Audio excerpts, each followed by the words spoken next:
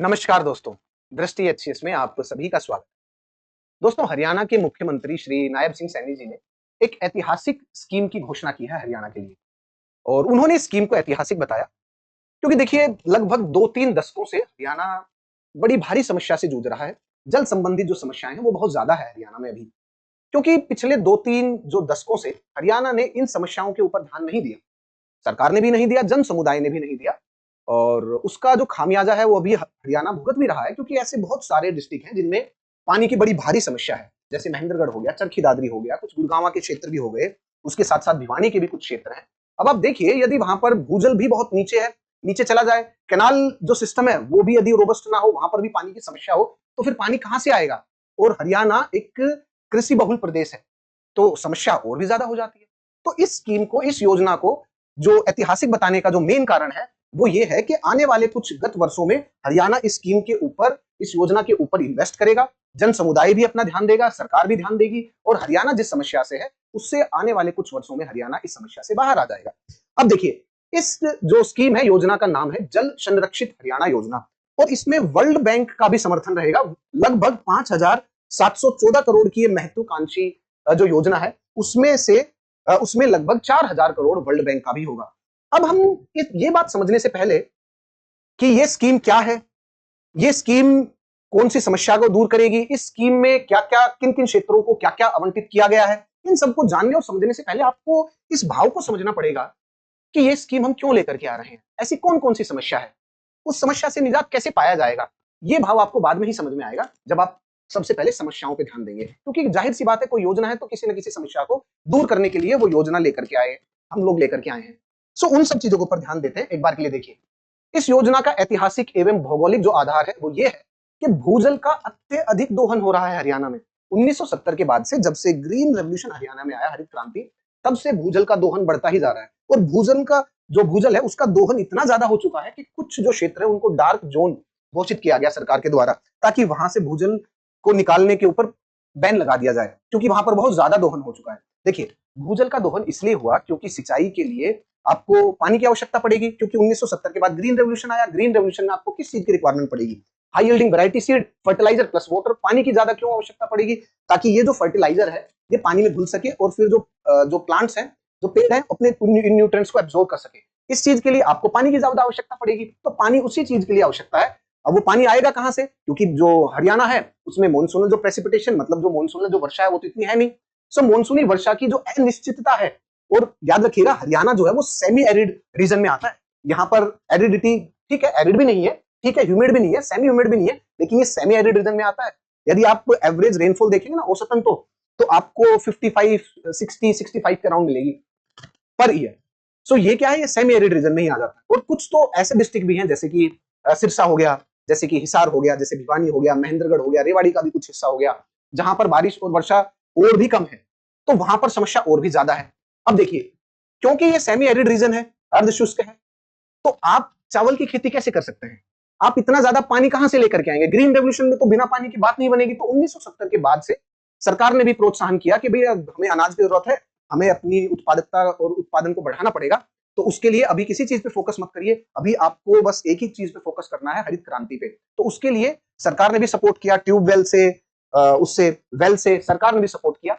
लेकिन उसके परिणाम स्वरूप क्या हुआ, 1990 और 2000 तक आते आते जो भूजल का जो स्तर है वो तेजी से गिरने लगा। तो ये है सबसे पहली समस्या। दूसरी भी हमने डिस्कस कर ली कि मॉनसून वर्षा की अनिश्चितता। तीसरी समस्या, पुरानी नहर प्रणाली। अब देखिए, हरियाणा, एक तो इरिगेशन फैसिलिटी हरियाणा में वेल और ट्यूबवेल हो गई, दूसरी जो इरिगेशन की जो मेन जो प्रणाली है वो है नहर प्रणाली। लेकिन नहर वाली प्रणाली में भी समस्या आ रही है। क्यों? क्योंकि बहुत पुरानी है, उनका मेंटेनेंस नहीं हो रहा। मेंटेनेंस नहीं है तो ऑब्स्ट्रक्शन है, ऑब्स्ट्रक्शन है तो पानी एंड तक पहुंच नहीं पा रहा। अब जब पानी बिल्कुल अंत तक, आखिरी तक पहुंच नहीं पा रहा है, सीपेज की भी प्रॉब्लम है, तो इसको भी दूर करना पड़ेगा, क्योंकि जो हरियाणा है वो कृषि बहुल प्रदेश है, तो ये भी एक समस्या है। उसी के साथ साथ जल भराव और खारेपन की भी समस्या है। अब ये समस्या कैसे आई, इसको दूर कैसे किया जाए? अब देखिए, जो हम खेती बाड़ी करते हैं, जैसे आपने सरसों उगाया, जैसे आपने गेहूं, जैसे आपने चावल, तो जो खेती होती है ना, जो फसल हम उगाते हैं, वो क्लाइमेट को देख करके उगाते हैं हम फसल। हम जो जो भी वहां पर खेती बाड़ी करेंगे, वो जब तक कि इस जलवायु के अनुसार नहीं होगी, तो समस्या जाहिर सी बात है भविष्य में आएगी ही आएगी। तो हरियाणा में यदि हम चावल की खेती करें, धान की खेती करें और अर्धशुष्क क्षेत्र है वहां पर, ठीक है, आप पानी लेकर के आ गए, आप पानी कनाल से लेकर के आ गए, नहर जो प्रणाली है वहां से, या फिर आपने भूजल निकाला और भूजल का दोहन किया आपने, वहां से आप पानी ले आए, लेकिन फिर भी समस्या आएगी, क्योंकि ये जो जलवायु है, जो सेमी एरिड जो रीजन है हरियाणा का, ये धान की खेती के लिए, राइस कल्टीवेशन के लिए बना ही नहीं है। यदि आप फिर भी इस पे करेंगे तो because of the capillary action यहां पर सबसे बड़ी प्रॉब्लम आएगी जल भराव और खारेपन की, ये भी है। और अल्टीमेटली फिर लॉन्ग समय में, दीर्घकाल में क्या होगा, इसके कारण दीर्घकाल में वो जमीन भी खराब हो जाएगी।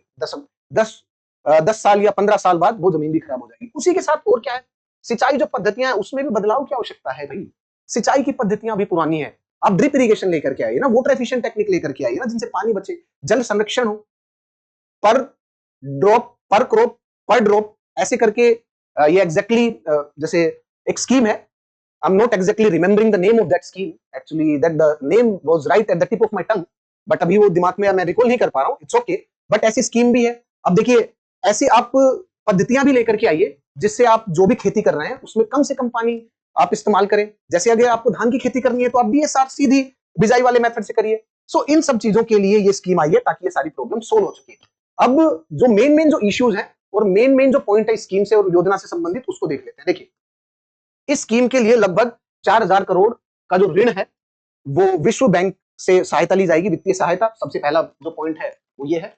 दूसरा, इसका क्रियान्वयन जो अवधि है वो कब से कब तक है, 2026 से 2032 तक। ओके, इसका जो भौगोलिक जो कवरेज है वो लगभग 48.94 लाख एकड़ भूमि में इसका भौगोलिक जो कवरेज है वो है। उसी के साथ साथ कुछ और जो मुख्य जो बातें हैं इसमें, उनके बारे में भी देख लेते हैं। अब देखिए, समस्या क्या थी, ग्राउंड वाटर बहुत ज्यादा नीचे जा रहा है, तो उसकी समस्या दूर करनी है। तो उसकी समस्या आप दूर कैसे करेंगे भाई, वाटर साइड मैनेजमेंट करिए। वाटर साइड मैनेजमेंट में एक सबसे बड़ी इंपॉर्टेंट चीज क्या आती है कि आपके गांव में, आपके कस्बे के आसपास या आपके खेतों के आसपास आप एक काम करिए, जो ट्रेडिशनल वाटर हार्वेस्टिंग मेथड है वाटर शेड मैनेजमेंट वाले, वो लेकर के आइए। अब ये क्या है, जैसे जो जोहड़ हो गया उसको भरिए आप, रेन वाटर को कलेक्ट करिए आप। रेन वाटर को कलेक्ट करेंगे तो भूजल जो है वो भी रिचार्ज होगा, सो ग्राउंड वाटर भी ऊपर आएगा। आप ये करिए। तो ये स्कीम क्या करेगी, इसको प्रमोट करेगी, हाँ जी करेगी, सपोर्ट करेगी। उसी के साथ साथ और क्या करें, नहरों का पुनर्वास, उसके बारे में बात करिए, उसके लिए पैसा दीजिए। उसमें क्या करेंगे आप, नहरों को ठीक करिए, रिपेयर करिए, वहां से जो सिल्टेशन है मट्टी का छटाव करिए ताकि पानी बिल्कुल अंत तक जा सके। प्लस सीपेज को रोकने के लिए इनकी मेंटेनेंस कीजिए।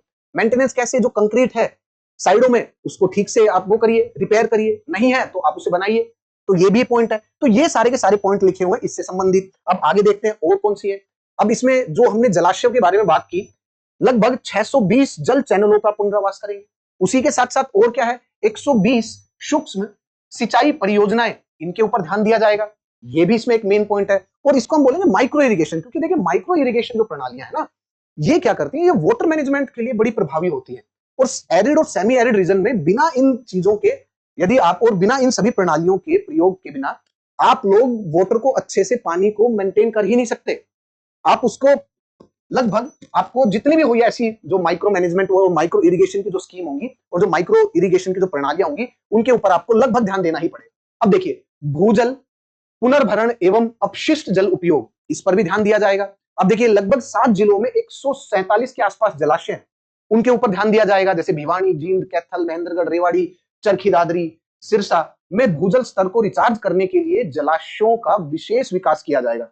उसी के साथ साथ जैसे शहर हो गए और जैसे छोटे कोई टाउन हो गए और म्युनिसिपैलिटी हो गई, उसमें क्या एसटीपी प्लांट लगाएंगे ताकि वहां से निकलने वाला जो पानी है वो वहीं पर ही फिल्टर किया जाए, उसको कहीं और इस्तेमाल कर सकते हैं, खेती बाड़ी में कर सकते हैं, पास के कहीं और कर सकते हैं, तो एसटीपी प्लांट लगाएंगे। सो आप समझ रहे हैं, ये जो स्कीम है मोस्टली 2-3 उसमें काम कर रही है क्षेत्र में, कि आपको ऐसे जो टेक्निक है जिसमें पानी को बचाया जा सके, आपको उनके ऊपर फोकस करना है। पानी को रिचार्ज जो सिस्टम है उसके ऊपर भी फोकस करना है। मतलब वाटर कंजर्वेशन का जो पूरा का पूरा, जल संरक्षण का जो पूरा जो दायरा है, ये स्कीम उसको कवर कर रही है। अब देखिए, इससे संबंधित कुछ और चीजें देख लेते हैं, जैसे भूमि सुधार, जैसे डीएसआर तकनीक, जैसे विविधीकरण। अब ये विविधीकरण क्या है, जैसे कि अब देखिए, यदि किसी क्षेत्र में आपको पता है कि वहां पर धान की खेती नहीं करनी चाहिए, तो इसको बोलते हैं कि एग्रो क्लाइमेटिक कंडीशन के हिसाब से आपने खेती बाड़ी नहीं की। एग्रो क्लाइमेटिक कंडीशन का मतलब क्या होता है कि जो जलवायु है आपके क्षेत्र की, उसके हिसाब से आपने फसल के बारे में देखा कि ये जो फसल है इस जलवायु के हिसाब से ठीक है, और उसके बाद आपने उस खेत में उस फसल को आपने बोया। अब देखिए, यदि आप ऐसा नहीं करते हैं तो इसको बोलते हैं you are cropping against the agro climatic condition. जलवायु के खिलाफ जाकर के आपने खेती-बाड़ी की, तो अल्टीमेटली क्या होगा? अल्टीमेटली आपको समस्या को देखने को मिलेगी। तो ये भी है कि आप विविधीकरण कीजिए, डाइवर्सिफिकेशन कीजिए, क्रॉप डाइवर्सिफिकेशन बोलते हैं इसको, विविधीकरण। उसी के साथ-साथ लोगों को भी तो सपोर्ट किया जाएगा ना, लोगों को भी प्रमोट किया जाएगा ना कि केवल सरकार का काम थोड़ी ना है। जब तक आप और हम ध्यान नहीं देंगे तब तक कोई भी स्कीम कैसे सक्सेसफुल हो जाएगी। तो जो जन समुदाय है उसकी भागीदारी पर भी ध्यान दिया गया है, उसके बारे में बात की गई है कि सामुदायिक जो जल शासन है और जल संरक्षण है उसके ऊपर भी ध्यान दिया जाएगा। उसी के साथ-साथ डिजिटल जल प्रबंधन पर भी ध्यान दिया जाएगा, क्योंकि देखिए डिजिटलाइजेशन से बहुत सारी चीजें सरल हो जाती है, मॉनिटरिंग अच्छी हो जाती है, आप उसको देख-रेख कर पाएंगे, आप डाटा और रिकॉर्ड अच्छे से मेंटेन कर पाएंगे। सो ये भी इस स्कीम में एक ट्रांसफॉर्मेशनल इनिशिएटिव माना गया है कि this is a transformational initiative, और इसमें जो परिवर्तनकारी जो पहल है वो बहुत ज्यादा है डिजिटलाइजेशन में। सो दोस्तों ये थी स्कीम के बारे में। स्कीम जानने और समझने से पहले देखिए ये तो फैक्ट हो गए, आपको क्यों को जानना आवश्यक था उसके बारे में भी हम लोग डिस्कस कर चुके हैं। और आज के लिए इतना ही, मिलते हैं नेक्स्ट सेशन में। Till then thank you very much. जय हिंद, जय भारत, नमस्कार।